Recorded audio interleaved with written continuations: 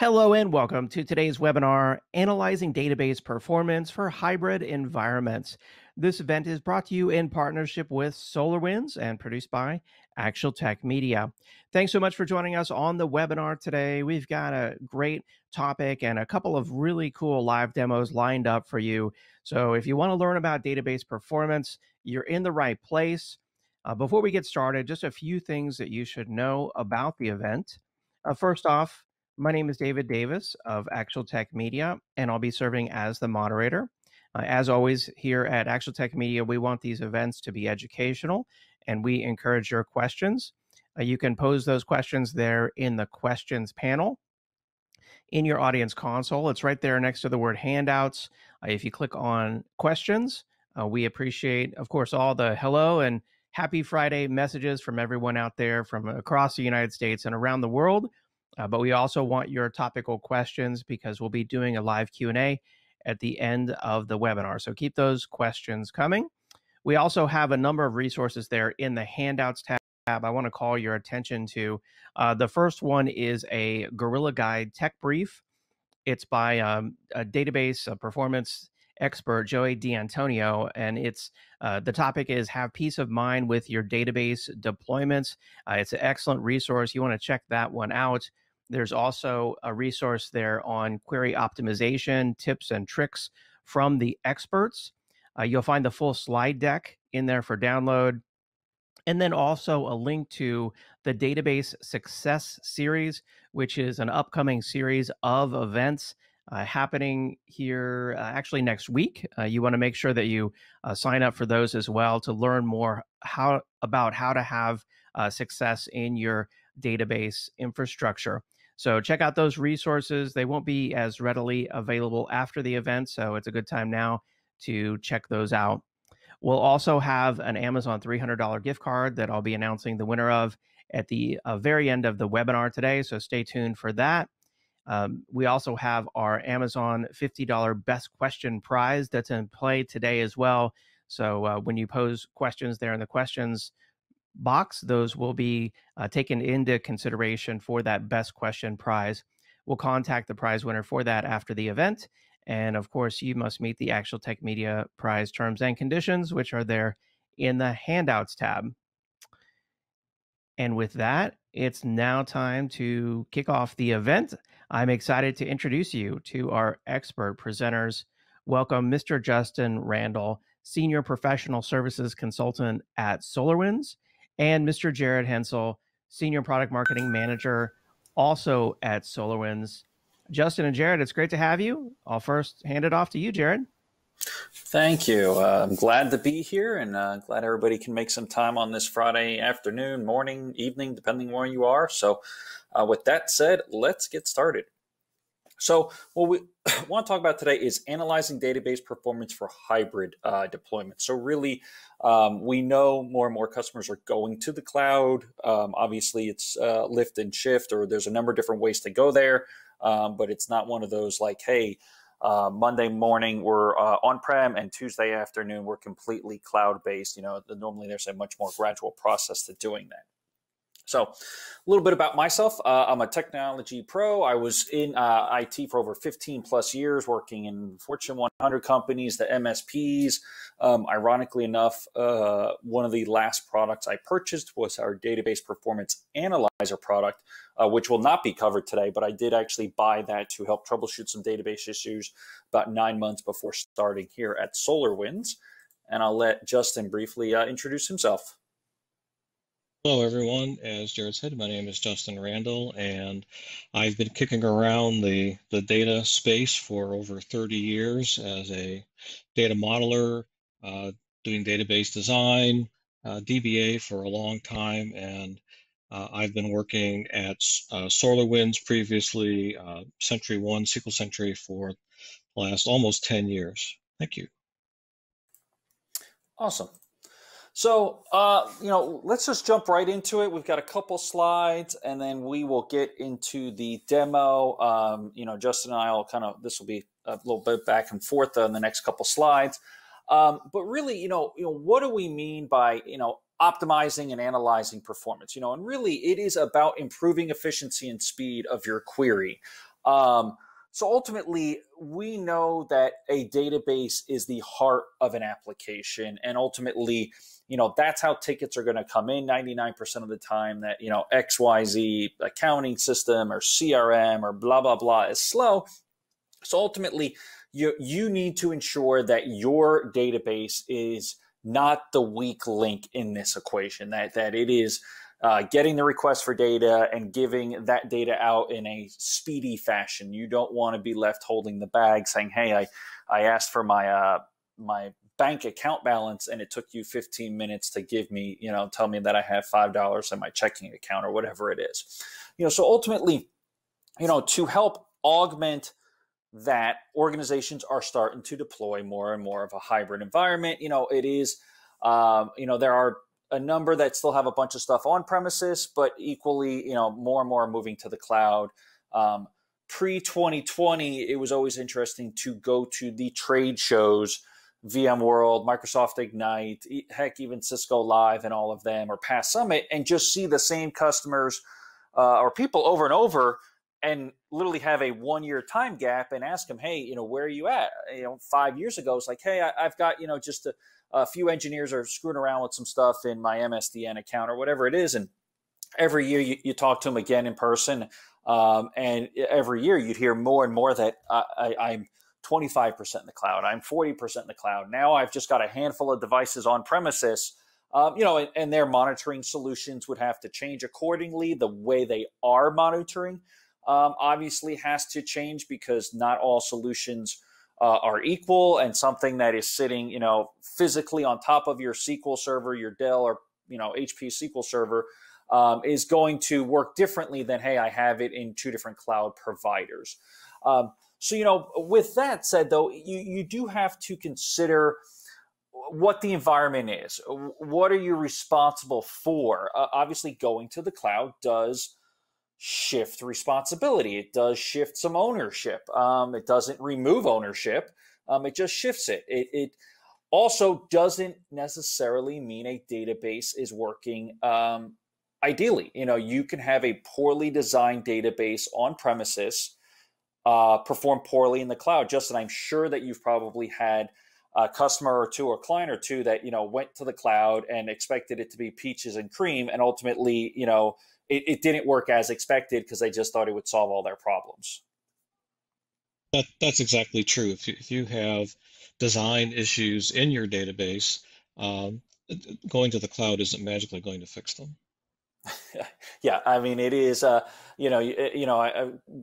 working on the virtualization product here, we were always saying, hey, let's optimize your virtual machines and optimize your workload before moving to the cloud, because ultimately you're just going to be paying for the same pains and problems, and just now paying for it, and what helps to justify your cloud environment and helps to actually compare workloads is to have that historical data, knowing what to track. Different resources for different databases or different hardware health resources. I think we did the prep call the other day, and there are very few metrics that you can look at for 30 seconds and go, that's a bad value. And it may be a bad value. You may log in and see 100% CPU or wait time is 2 hours, etc. But ultimately, if you've only looked at it for 30 seconds, yes, 100% CPU is a horrible number, but is it always 100% CPU? Because again, that's going to help you in your troubleshooting. Is if it's 100% CPU all the time, well, not ideal, not optimized, odds are that may not be your problem at the moment, because it's always 100% CPU. So, knowing what metrics to track, how long to track them, obviously, there's a certain diminishing return knowing that you have had 100% CPU for the last 500 days. Okay, that may be a little excessive, but knowing that you've had 100% CPU for more than 5 minutes is necessary.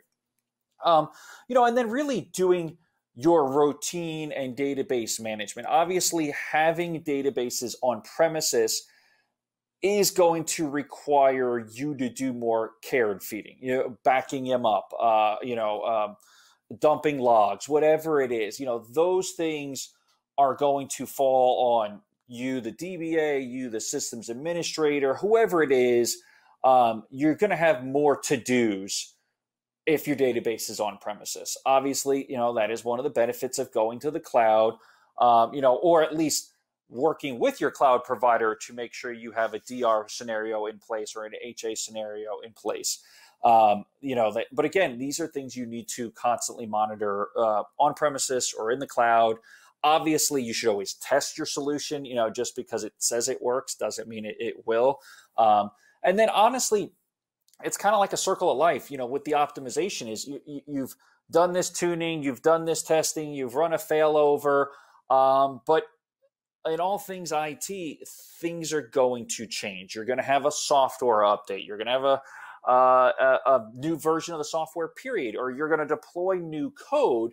So what was optimized last week may not be optimized today, or you may have no actual changes on the back end point of view, your hardware and software, but now maybe you have a seasonal change. It's, hey, Super Bowl Sunday, I guarantee you Pizza Hut and Domino's and Papa John's and all those places, they are completely designing a different scenario for Super Bowl Sunday than they are the Saturday before the Super Bowl. I thought I read somewhere I think they spent a couple $1 million with Rackspace or somebody like that, just basically that afternoon to spin up additional servers to handle the load. So again, your optimization is not only dependent on your software and resources on premises, but it could be cyclical due to your customer and user needs.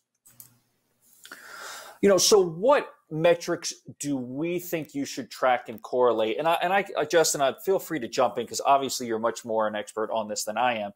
And these are not the most comprehensive list. Obviously, your mileage may vary, but obviously we believe query response time is a pretty good baseline to understand. Is if you're taking a query and it takes 5 minutes to respond or return the data, obviously something behind the scenes is waiting those 5 minutes, or if it's 5 milliseconds, that's great, but 5 minutes is horrible, and that time may add up.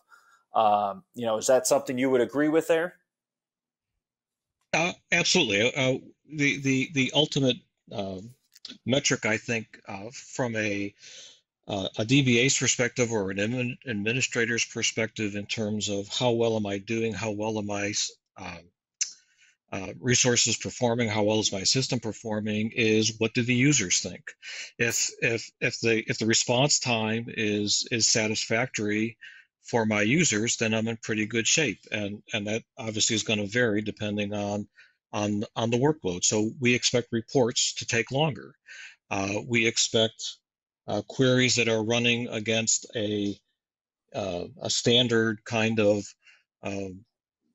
application to be within 3 to 8 seconds. We're in pretty good shape.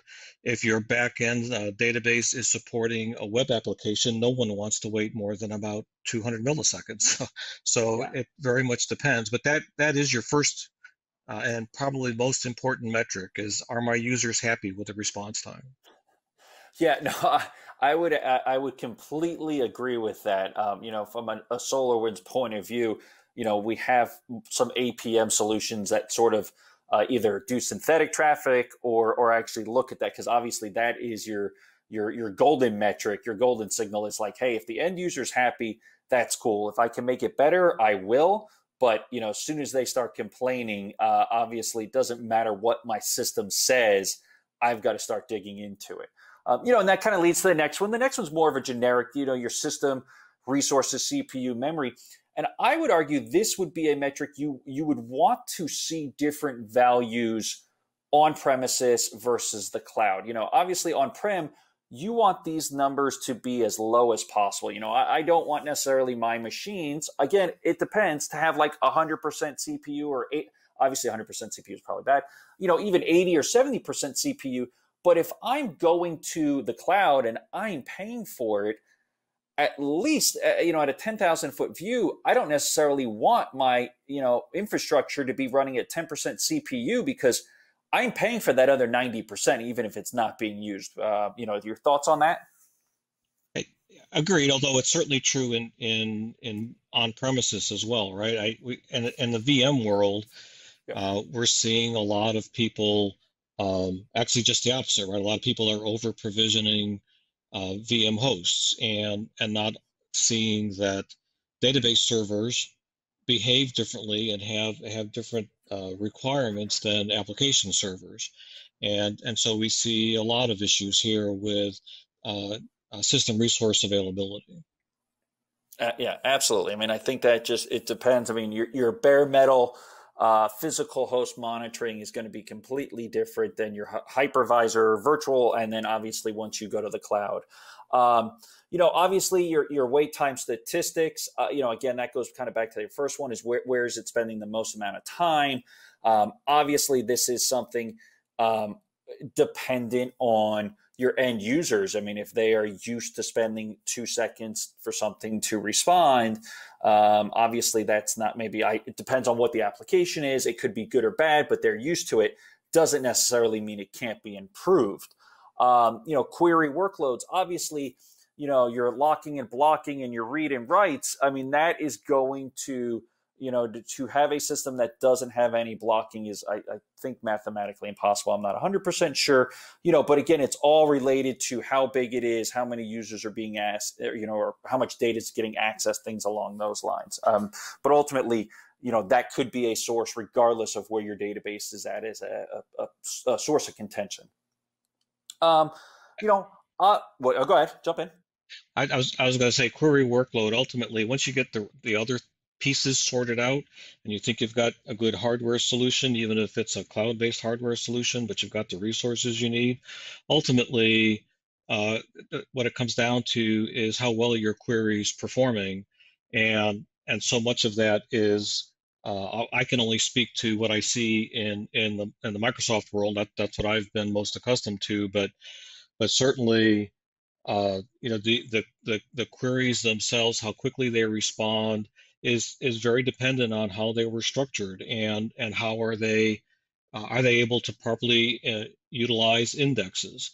Are my statistics up to date? So the query optimizer can come up with good query plans.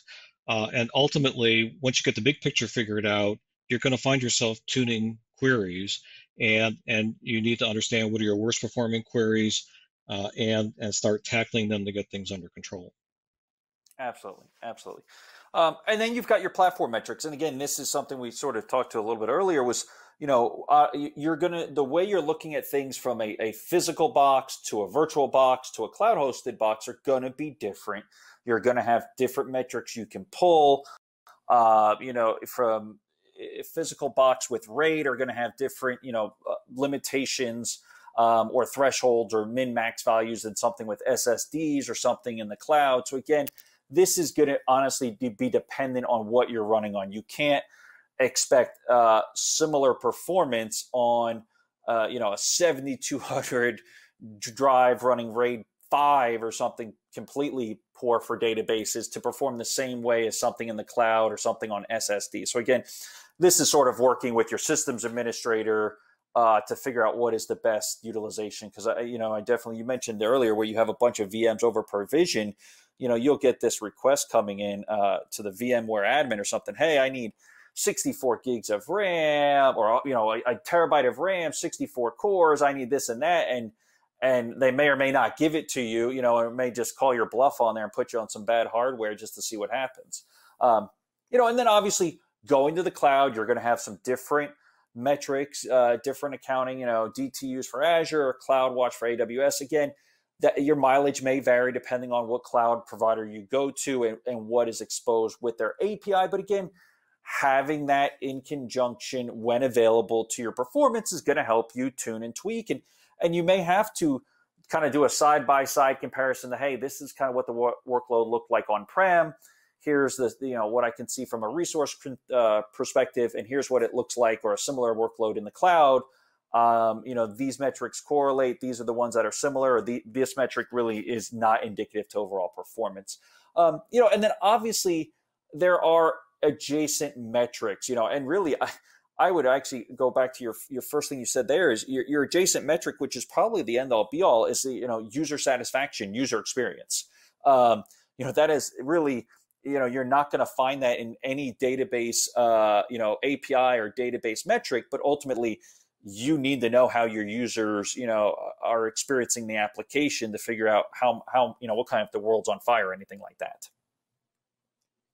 Absolutely true. I know one of the things that we see a lot of today with specialized storage systems is, and everything is networked together, and a conversation that goes on between DBAs and application developers with system administrators, especially storage or network administrators, that on the application side, the database side, we're seeing not very good disk I/O performance, and the storage admin is saying, "Hey, look, let me show you these metrics. We've got millisecond response time." Well, there's a path from the whether it's virtual or physical server that's hosting the database and the application back to the storage device, and the problem could be anywhere in that path. And if everybody's not working together to understand where the problem's really coming from, it becomes very difficult to resolve storage related or network related performance issues. Oh, absolutely, absolutely. I mean, it is, like you said, even in HCI solutions, you're going to have multiple hosts, multiple nodes, and then you have now added a Cat5, Cat6 cable, a SCSI cable, something that could be separating components necessary for the successful deployment of an application and its database, anything along those lines. With that said, though, once you've kind of got your baseline down there, you really should start going and looking at your historical trends, because, it will help in expediting troubleshooting. It will help expedite in optimization, knowing, hey, this metric has always been 50. Nobody's complained. I want to start at the metric that now changed from 20 to 30 and people complained. I want to change my focus on driving that value back down, or value up, or whatever it may be. But knowing your historical plans, allows you to plan for the future. It basically says, hey, this is where we've had limitations. Hey, we bought more hardware. We can see this decrease. We move something to the cloud. We've seen, some capacity freed up by doing this. Or, hey, I was in the cloud and this is the particular instance type I was with. And I had limitations. I ran into issues, so I had to change it. And now I have new ones. So again, honestly, knowing that historical data is going to be half the battle. If you just jump into any system blind, and like I said earlier, looking at data for 5 minutes, it may or may not give you a really good indication of where you need to start your troubleshooting. As I alluded to earlier, optimization, it's continuous. If you think, hey, I optimized last week, last month, last year, that's just not the same. Even if nothing changes, and you just have more data between optimization time A and optimization time B, that's going to change performance. Is that, hey, I optimized last fiscal year, and now I have a year's worth of accounting data in the system that adds rows and columns that need to be scanned, they need to be indexed, or need to be queried against, and are going to slow things down. So it's a constant process. And then, measuring every change, it is hard to know the impact when you do a deployment, when you do an update, even if it's not necessarily in the system. I mean, I don't want to go sticky notes, but at least have something that says, hey, we have a maintenance window, and last Sunday we did this. And so now I can correlate somewhere, even if it's through your ServiceNow system or anything like that, hey, I did something, a task was approved, the task was completed, and now I can correlate my performance to that particular time and data. So, honestly, with that said, I think we've kind of spent enough times, on our tools. What we're going to talk about, though, and show is Database Performance Monitor, DPM, and then Sql Sentry. Both are they have similarities, but they also have a bunch of differences in there. So what we're going to do is really get into the demo and start showing these systems in flight, so that how you can kind of tune and test your environment. So I'm going to share my screen, screen 2. Let's share it, and I'm going to drag this over. Okay, so this is DPM. It's a SaaS-based product. It was formerly known as Vivid Cortex. It came into the SolarWinds family a little under 2 years ago, and was rebranded Database Performance Monitor. At that point in time, it just had open source databases, so your MySQL, Postgres, MongoDB, etc. And we've now added Azure SQL and Microsoft SQL to it. I think DocumentDB just came out the other day. So we're really trying to add, at least with the Azure SQL and Microsoft SQL, more mainstream, and I'm using air quotes here, traditional databases into it. But right here, I get in here and immediately we already are throwing some CloudWatch statistics at you. And really, we're showing you your database health. So, if you notice the numbers, latency, throughput, concurrency, error rate, those happen to be the golden signals that Google throws out there. So we are already trying to show you data in and I'm using air quotes here again, APM type fashion, at least at a high level of, so if you're coming with an APM solution, either SolarWinds, a Datadog, New Relic, AppD, something like that, you can already start kind of seeing there's some similarities here. And then we have resource health, because again, we're showing that, hey, these can be limiting, contributed to limiting, performance and things along those lines. And then at the bottom, we've got our top queries by total time, our top queries by total count. So are we looking at a something that's a death by a million cuts? Hey, it just took a millisecond to run. Well, why did it run 1 billion times? Okay, that's an excellent question. Let's dig into that.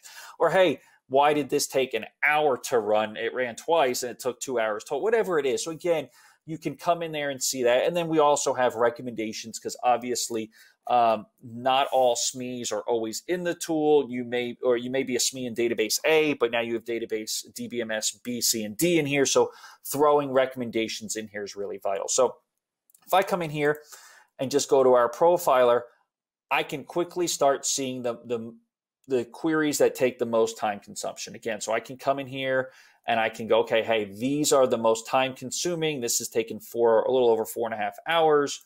I can go, hey, let's see which ones have the lowest count or the highest count, and sort by latency. Again, I can add more in here, which is great. I can add more to the drop down if I want to. I can, show number of different ways. What is also nice in here is that with this being a SaaS product, we tend to be, lean more in the app devy cloud deployment realm, that are probably writing more code or needing the ability to pinpoint when changes are happening. So we can come in here and quickly go, show me my time comparison. So I want to see what something looks like from 3 hours ago. So again, I could see what it looked like before, and I can come in here and go, hey, show me the ones that are the most different. So I can see that this actually has driven up 18.8% over the last 3 hours, or which ones have the least amount of change. So again, if I come in here and, I can add columns like I showed earlier, or as I mentioned earlier, I can actually come in here and put change markers in here. If I had an app deployment in here, which I can see now I had an app deployment where I mentioned earlier of documenting when changes happen. So I can actually see I had an app deployment, and I had quite a different response and a number of different queries when that app deployment was pushed out. So again, giving you a good idea of what's going on. So I'm going to come in here, then I'll go back in here. I'm going to get rid of this, remove that. I'm just going to search by, and again, I can see I've got 64 hosts in here. I'm going to search by my Microsoft SQL. So we're going to type equals, if it could help if I. All right, so now I'm looking at my Microsoft SQL workload. And again, same statistics. I can come in here and look at the, how many times, death by a million cuts, or was it long? So I'm going to look at this particular query right here. And of course, I chose something that had no intervals. So let's go out here, 3 hours. Let's see. Okay, cool. Oh, let me go back in here real quick. I go back over to my profiler. And we're going to do type. The demo gods are not in my favor right now. It would actually help if I actually knew how to. I'm going to change this to 3 hours. Let's change this to 3 hours. Boom, apply. Okay, now I can see different utilization over that time. So I'm going to click into here. And now I can actually see host breakdown. So again, if I've moved this workload, if it's on premises or if it's in the cloud or nothing, or wherever it is, I can actually start making sense of, hey, why do I have some sort of funky distribution of host breakdown? Why is this query hitting this server 52%, this one 40, and this one 7? Okay, well, maybe this one is my on-premises one, and I'm changing, the load balancing or anything like that. I can drill into this host even more, look at anything along those lines. Right now, I'm showing you your average latency. Again, I can come in here and look at my total count. I can look at my total time, anything along those lines. So again, it gives me the ability to start drilling in there. If I want to look at a particular query, I can see its explain plan. I can visualize it. So again, this is going to let me, me being a systems administrator, this is where I get in over my head. Obviously, I would want to be engaged with the DBA at this point, or just truly go to Stack Exchange or something like that and try to do more due diligence and look at that. So again, I'm starting to get some solid metrics in here, though, on what I need to be looking at, who I need to be talking to, or what queries I need to focus my time on. Again, I can come in here and look at any of them. And now I can even see that this one, we are adding wait time in here. So again, I'm starting to add my wait times in here. So at least from our other product, Database Performance Analyzer, this was the metric we've always used as being successful. So again, I've got a good overview of my system, what's going on. I mentioned, your system resources. So again, I can come in here and now start looking at my golden signals according to Google for MySQL or anything along those lines. I can come in here and look at a number of different dashboards. I don't know, why are my charts all funky right now? But I can come in here, look at my host. I can create new dashboards. Here we go. So again, I can look at, we have ones for golden signals. Again, this one's particular for MySQL. If I just want to look at my system resources, I can come over down here, drill into my CPU, and I can actually see that there was one particular host that was really high. API 1 is pretty high, it's 60-some-odd%, and all the other ones are pretty low. Again, I could drill in further and create groups and see, hey, was this a load balancing issue? Was this a completely different host? Is it in a different spot? If this was my on-premises stuff. So really, again, it gives me the ability to see this. Obviously, if I'm looking at a particular 3 hours, this may not be enough to actually tell. I may want to go back, 30 days and truly see what my utilization was. Okay, so this is pretty stagnant. It's always up there. So, if somebody says the application on host API 1 is slow, we need to look at CPU. I could at least argue that over the last 30 days, it hasn't changed any. Where I could say, hey, I did see a change on this particular API, host API 7 completely had a change in performance, good or bad, or vice versa over here. So again, gives me a great way to start seeing my systems, correlating it back to performance, correlating it to an application or helping correlate it to an application and truly digging into the database, regardless of where it is. This could be on-premises. It can be cloud. Obviously, this is a cloud application. So since it is SaaS, we do have to use agents to grab that data. So, obviously, if you're on-prem, we can punch through the firewall. But, if you're in different cloud providers, we can pull in, AWS metrics natively. I think I showed, if I go back to my charts, I think we actually have some Google statistics in here. We have a Google chart here, whereas it's a Google Cloud, so we can pull in Google Cloud statistics as well. So, from those two cloud providers, we can actually pull in some additional resource metrics into your system to allow you to obviously correlate your performance. With that said, I'm going to stop sharing and kick this over to Justin so he can show how we can tackle these same performance problems with Sql Sentry. Jared, take it away, Justin. Thanks, Jared. That was a pretty good demo. I enjoyed that. Huh. Let me move over to Sql Sentry.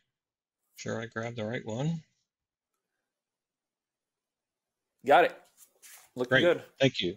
So SQL Sentry has two UIs at present. There is what you're seeing right now is our desktop client, and it also has a browser-based client. There, they have a lot of feature compatibility. We're going to show you the desktop client right now today because it's a little deeper uh, than the uh, than the browser UI. The browser UI does have some nice functionality, however, that is not part of this one. A bit more the kind of visualizations that you were seeing in the DPM uh, demo that in this product in the desktop UI they look a little bit more like just grids and whatnot and the ability to customize, create your own customized charts, for example, and a few other things. So, but the basics are essentially the same, just a little bit of a different visualization. So in SQL Sentry, we start from the perspective of a dashboard, and the dashboard is showing you those high-level metrics that we talked about. So what is happening on this server, and what is happening on the SQL instance. And on the left-hand side of the dashboard, you can see the basic resource utilization, so network, CPU usage, system memory related metrics, and disk I/O related metrics. On the dashboard, the only metrics that we show related to disk I/O is a latency metric at a high level when you're looking at overall server performance. That is something that's common across all kinds of storage systems. So it makes sense to be looking at disk latency, milliseconds per read and milliseconds per write. And I start out in total, but I can flip my way through each of the uh, disks that are presented to the OS and see those values per disk. On the right-hand side, I'm seeing SQL Server related metrics. So, and things are well organized by category, if you will. So SQL Server activity here on the top, batches per second, transactions per second, compiles, recompiles per second, etc. A chart that shows you server-wide weights. If you're into weight stats analysis, this is a good point to start with troubleshooting. And then metrics around SQL Server Memory. This one chart here has quite a few things in it. It's showing you how much buffer is in terms of pages and megabytes is allocated to the SQL Server. In-memory OLTP, stolen buffer space, uh, planned cache usage, etc. This chart here shows you page life expectancy and the planned cache hit ratios. And then the bottom here, we're looking again at I/O related things, but now from the SQL Server perspective. So database level I/O rather than disk level I/O. And this drop down will show you the top 10 database files in terms of latency. Now, we're showing you we start off in history mode, so we're showing you a time range. It defaults to showing you the current 30 minutes, and it auto refreshes. One of the values of a monitoring tool is to be able to go back in time or to look at wider ranges of time. And SQL Sentry certainly allows you to do that. We keep these performance metrics up to 3 years. They just become less and less granular over time. So the further back in time you look, the less granular the data. We also have a sample mode that changes the look a little bit, still mostly the same charts with a few extra gauges like context switches, CPU percent of total writes, etc., but just giving you a different view. Notice in the CPU usage chart, you went from just a stack chart showing you total CPU usage to now I can see that, in fact, this machine has 2 sockets and 2 processors per socket. So again, just a different way to view the data. If I went back into history, for example, and I see this big spike in CPU, I might want to investigate that. The way you troubleshoot with a tool like SQL Sentry is you say, well, here, let me take a look at this spike here, and what does that correlate to in the other charts? And gee, there's a bit of a jump in network output, and there's a bit of a jump here in transactions per second. The weights have jumped. My page life expectancy, it looks okay, but my my plan cache kind of dropped down the bottom here. And I've got a spike in disk IO and latency as well. So one of the great advantages of a product like this is through these visualizations to help it make it easier for you to see correlations. It's rarely one metric that tells the full story, and multiple metrics in conjunction with each other gives you a better picture of what you're looking at. Now from here, I can choose to look at any of the other data that the product has collected to get a better picture of what's going on. So I might decide, for instance, that, well, gee, what I want to look at here is what were the SQL statements that were running during that time frame. Maybe I think this is purely a workload related issue, although clearly it isn't completely a workload related issue. I've got some CPU that's related to something other than SQL Server, but I could simply jump over to Top SQL, and now the product is going to show me the SQL statements that completed during that time range that I chose. So you notice instead of the full half hour, we'll look up here, we're looking at about a 4-minute time range. So these are all the long running SQL statements that completed during that time frame. This one that's highlighted in red is one that aborted or failed in some manner. If I scroll over, it'll tell me which one it is. There's the error. So it looks like it errored out. And from here, I can see additional information. So you'll notice there's all these metrics up here: CPU percentage of the workload. I had a CPU spike, so maybe what I want to focus on are the queries that consume the most CPU. So I could simply sort by CPU, come to the top, and this is the query that consumed most CPU during that time frame. Maybe I'm concerned with high reads, so it happens to be the same query in that situation, and that's actually, it looks like it was a while loop, probably in a stored procedure, and I can come through and see all the other queries that were part of that were collected. When I look down here in this section here, I highlighted one of the statements that ran as part of that batch, and we can see that the estimated cost of that one overall compared to all of them was 18%. Some additional metrics about its duration, the amount of CPU it used, reads, writes, how many rows were involved. You can see all of these different metrics that we're collecting and displaying to you, very similar to what we did up here, right? So this is at the batch level at the upper grid.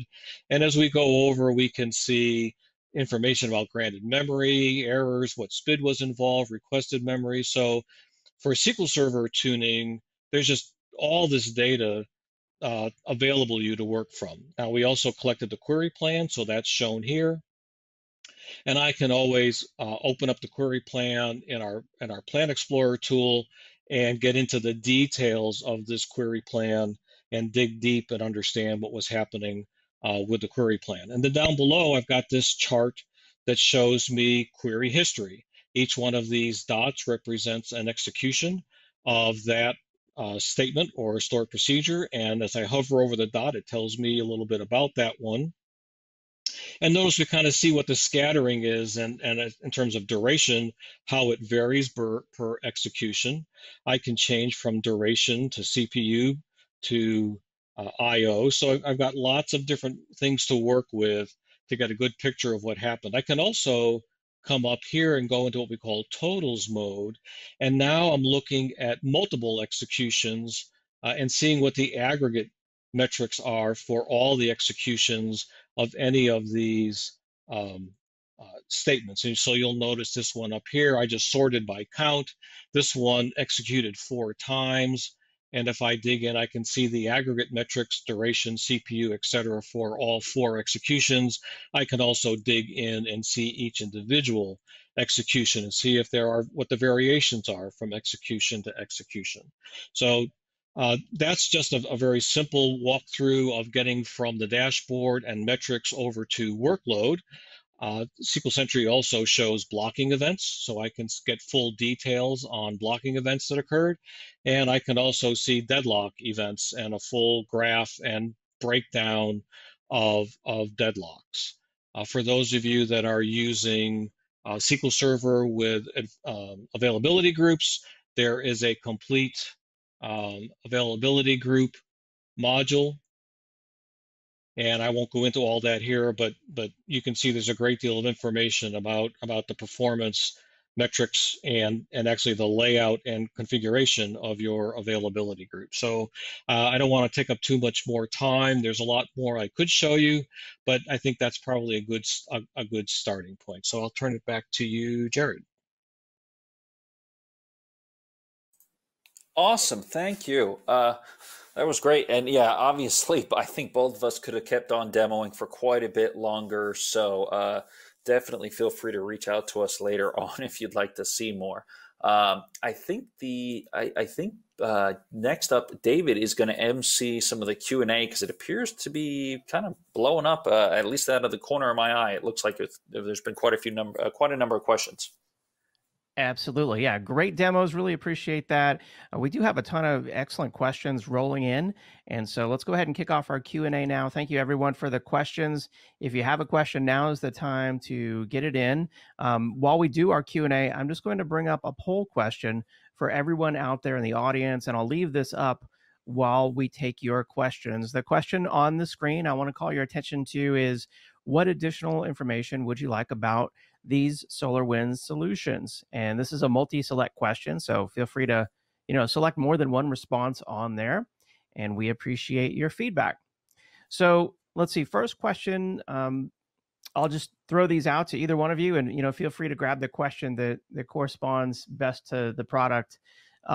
Gilbert is asking, what are the best practices for stress testing hybrid deployments before going live? Justin, I'm going to let you take that one. I feel like you may have had more experience or at least more suggestions on that than I would have from a product marketing and strategy point of view.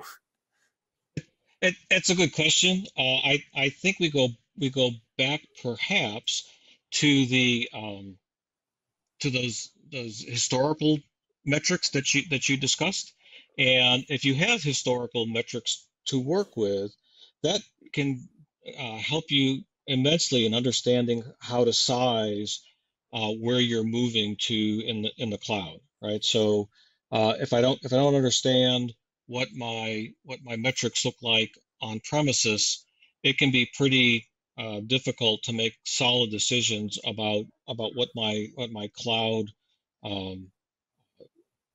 resources should look like. And I think that's one of the things that a lot of people stumble on initially, is getting that first sizing done correctly, so that they get a good result when they move to the cloud. Excellent. Yeah, good advice there. Another question is just about the licensing model. How does that work for these products? I believe it's actually all it's by database instance, at least on DPM, and I'm 99% positive Sql Sentry follows along that same track. For on-premises or for VMs in the cloud, Sql Sentry does license by Sql Server instance. If you're monitoring Azure SQL database, it's a little bit different. I don't remember exactly how that works. I'm not a licensing expert, but basically, that's kind of what we're doing is by SQL instance for the most part. Okay. And then speaking of instances, Bradford here is asking, is there a maximum number of SQL servers in our SQL estate that can be monitored effectively?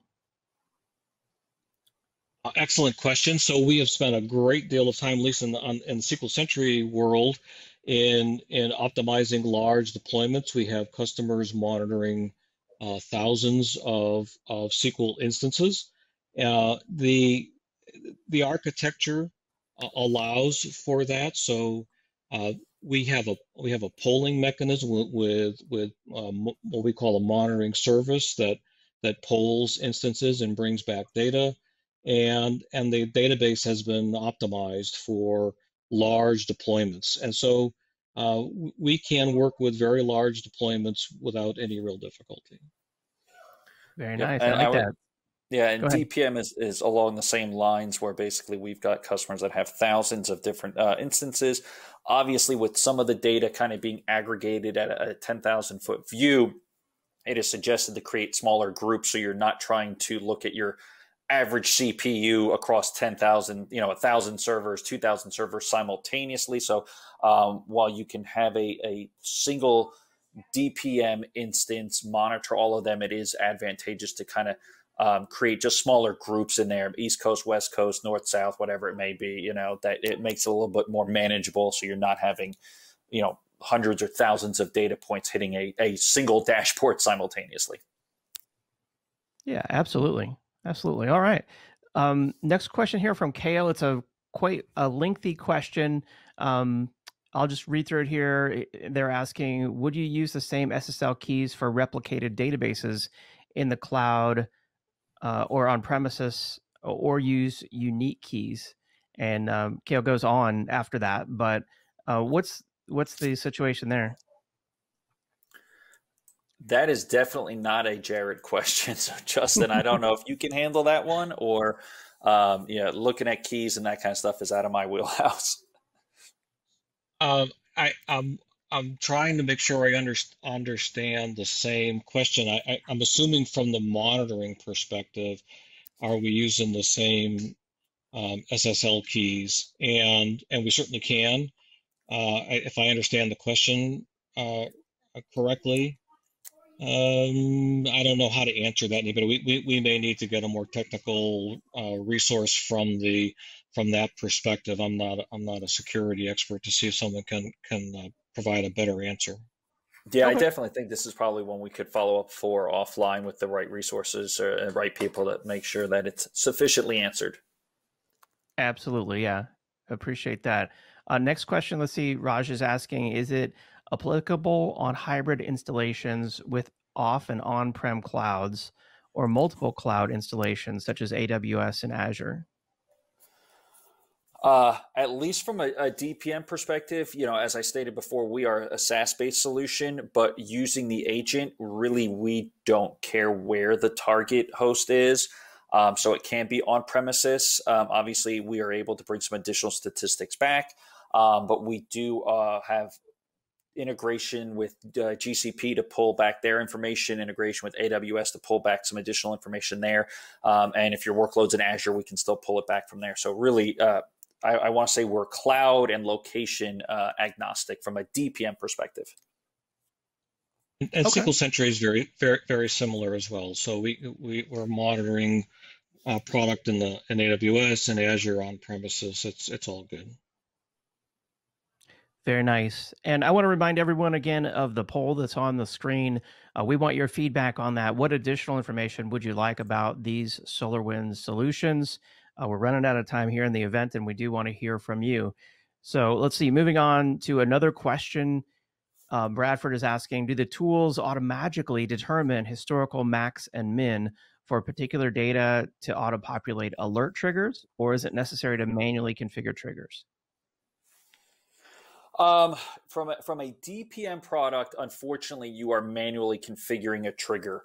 But there is a nice thing is that when you actually are going in there and you're looking at, let's say CPU or wait time or whatever you want to look at, and you load, hey, I want to look at this for one database or all my databases, you actually get like a histogram chart underneath there.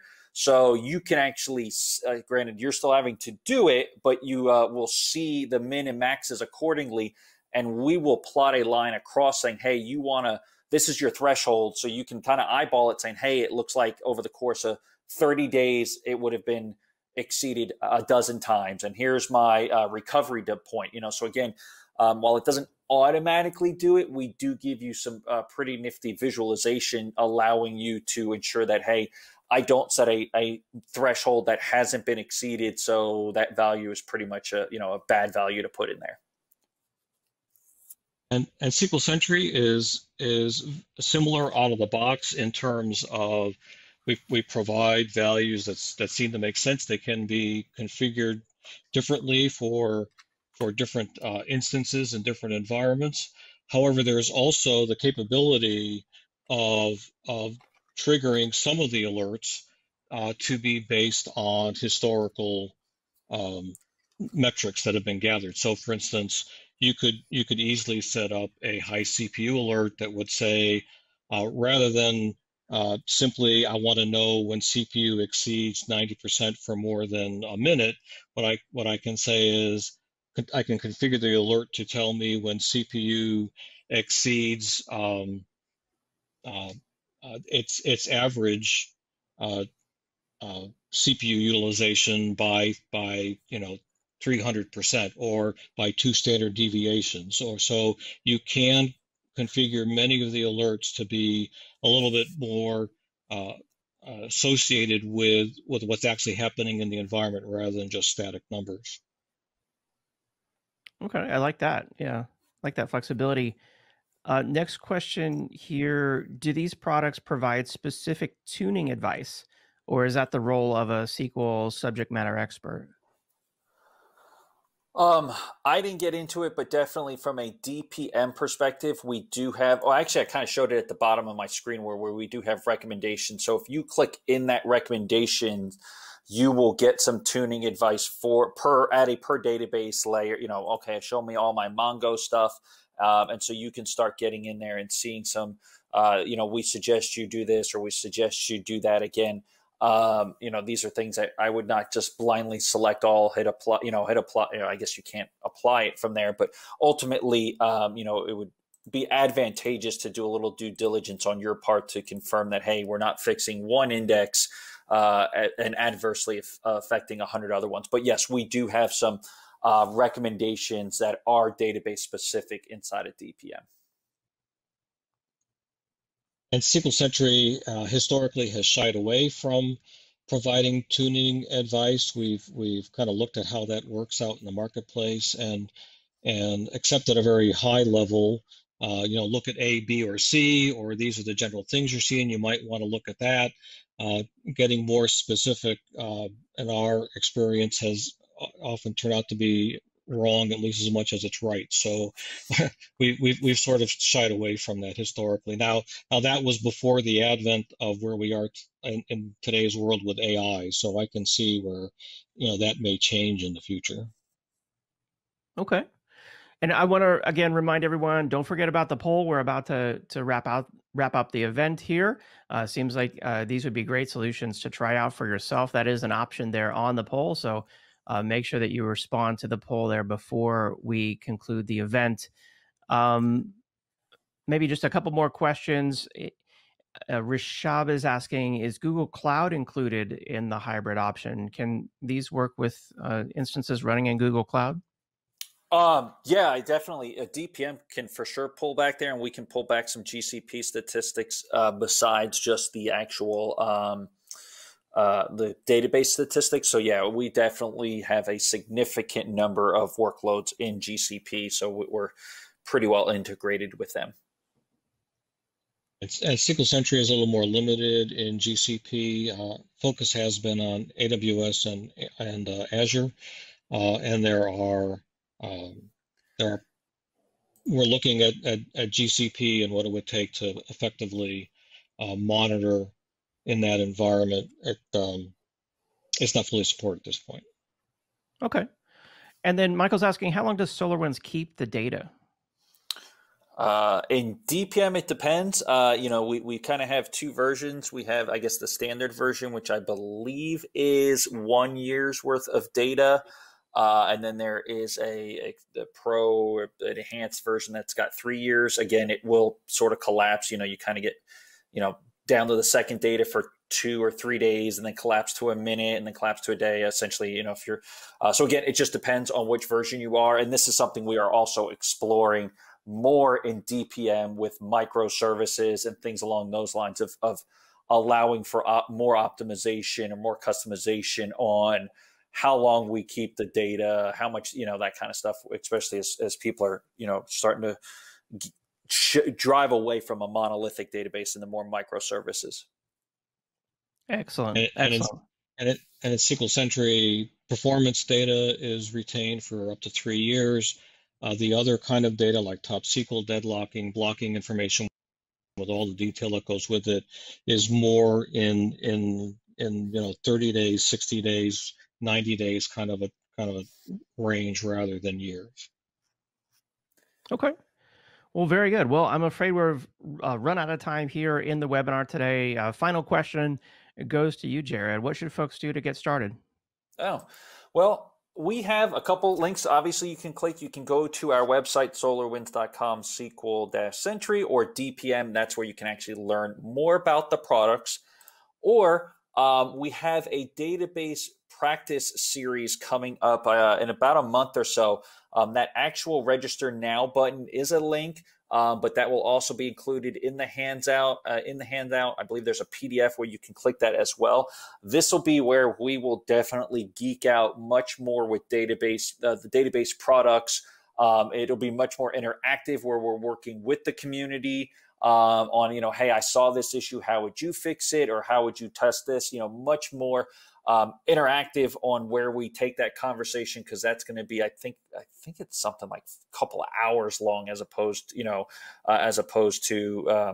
getting a 15-minute demo. So definitely do that. But obviously, you can download the products. They both are available for either a 14-day download, download and try for 14 days, or online sign up in DPM's case for 14 days as well. So seeing the data in that product, seeing your servers, your database instances will definitely be advantageous to take your database performance to the next level, see if it's meets your needs, things along those lines.